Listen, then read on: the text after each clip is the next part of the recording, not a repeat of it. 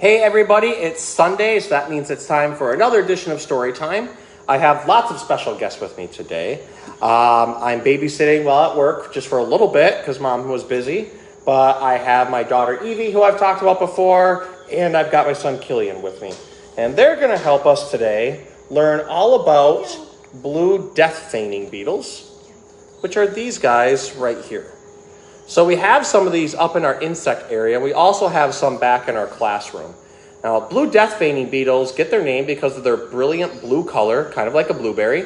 But death feigning because when they get scared, they roll onto their back and they play dead. Now, a couple other really cool things to notice about these guys is that they have a very, very waxy looking coating. That's because since they come from the Sonoran Desert, they have to have this extra coating on their skin to stop them from losing water or any hydration. Because if they're out in the sun all that time and they don't have a waxy coating on them, well, then they're going to lose all their water and not be able to retain anything. So they have that awesome waxy coating, and now he just kind of started to play dead because he fell. But just like other beetles, they've got 6 legs, and like most other beetles, they are also kind of a scavenger slash detritivore. So they will eat on leaf litter. They will eat fresh vegetables. They'll munch down on... You're okay, buddy. You can try taking them. They'll also munch down on basically anything that they can find in the wild. So they're actually a very, very easy pet to take care of. And also not so great to breed, but easy for kids to take care of. They don't take up a lot of space, and they can live communally. So that means you could actually have dozens of them in a tank at a time and not really have like any issues at all. So with that being said, we're going to go ahead and get reading our book this week. This one is about a dung beetle, and it's called I Eat Poop, a Dung Beetle Story by Mark Pett. Now, since I don't have dung beetles, I decided to just use one of my prettiest looking beetles. And if you stop in at the store, we actually have quite a few beetles now, including hairy robot beetles. So come on in and see what we have. In the meantime, we're going to go ahead and read about our we're going to read about dung beetles while holding our blue death feigning friend. So, Tuesday began like most days.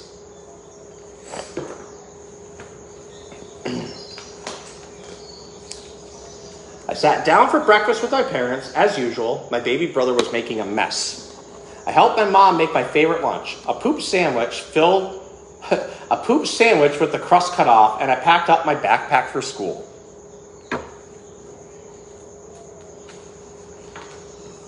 At school, as I do every day, I hid my lunch under the big pebble behind the monkey bars where no one could see it.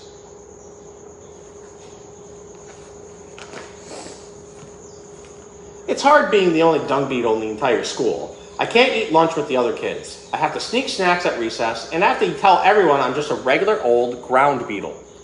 It's a lot of work keeping my secret, but I just don't have a choice. Look how they treat Sammy Stinkbug. If everyone found out I eat poop, I'd be an outcast.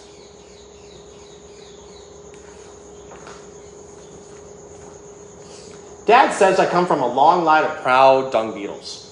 He says we help process waste and make the earth more inhabitable. All I know is I go through more mouthwash than any kid should.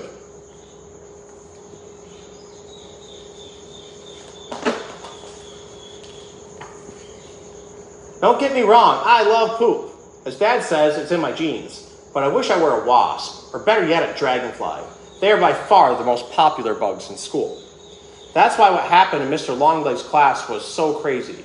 One of the popular bugs dropped a stack of books to surprise Ronald Roly-Poly.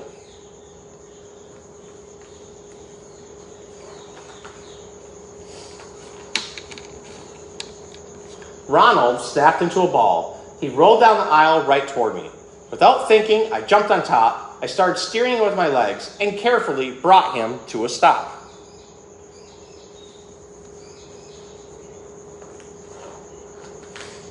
As I hopped down, the whole class cheered. "You should sit with us at lunch," said Wesley Wasp. I couldn't believe it. For the first time in my life, I was going to sit with the popular bugs.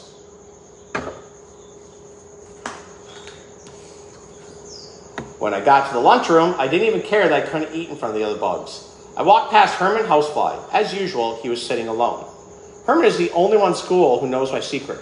We used to play together and we loved the same snacks. For a while, we were best friends.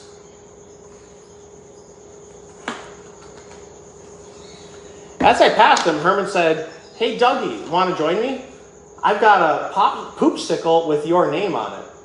"Herman, how can you eat that in front of the other bugs?" I asked. "They'll torture you for it." Herman chuckled. "If I let those pests run my life, I'd be miserable." I joined the popular bugs at their table and pretended I wasn't hungry.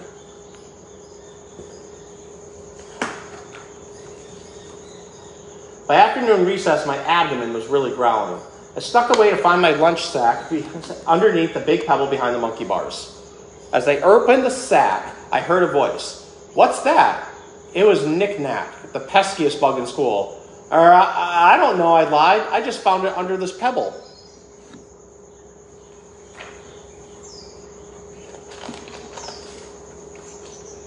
The popular bugs gathered around. "Open it," said Derek Dragonfly. "Yeah, let's see what's in it," said Wesley Wasp.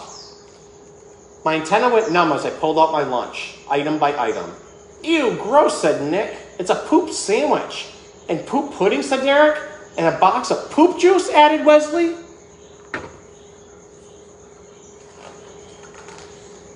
"This is disgusting," said Nick.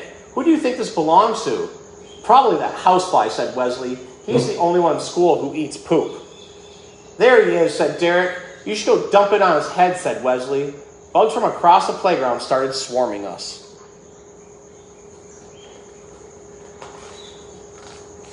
As they urged me on, I crept up behind Herman. I felt a pounding in my thorax. I was about to humiliate my old friend.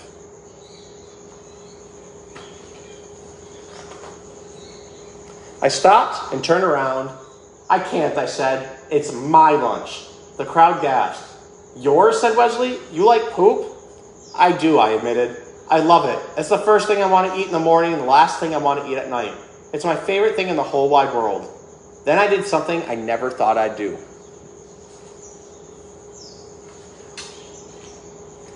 I took a bite of my sandwich in front of everyone. "Look at him," shrieked Nick. "He loves it." "That's so gross," said Derek. But I was shocked by what happened next.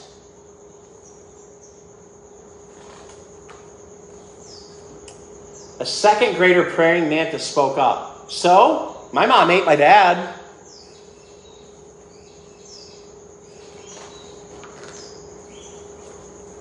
Everyone looked at each other. "I have ears in my armpits," said Manuel Moth. "I eat dead people," said Maud Maggot. "I eat dirt. I have my own brain. I drink blood. My brother ate your brother. I'm a boy and a girl. That's okay, I ate your sister. My mom eats eggs, her own eggs sometimes. I cloned myself. I have no idea what I'm going to be when I grow up." "I throw up when people touch me," said Gareth Grasshopper. "I was born pregnant," said Alphonse Aphid. "I breathe through my butt," said Tammy Tick. It turned out the whole school was crawling with weirdos. Even the popular bugs turned out to be weird. "I guess I live in a house made of spitwads.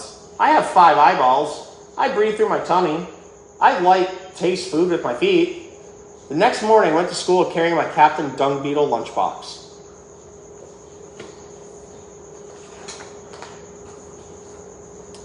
And I've eaten in the lunchroom with my friends ever since. The end. So there you have it. I Eat Poop, a Dung Beetle story by Mark Pett. This is a great example of just being yourself. And if people are really nice, they'll actually just accept you for who you are. You don't need to try to fit in with anybody else. So I would definitely take the Dung Beetle's advice on this one and just be yourself and don't worry about trying to be popular. Your friends will come to you. So I hope you enjoyed learning about our little blue death feigning beetle friend, and I hope you enjoyed our story. We'll see you next time.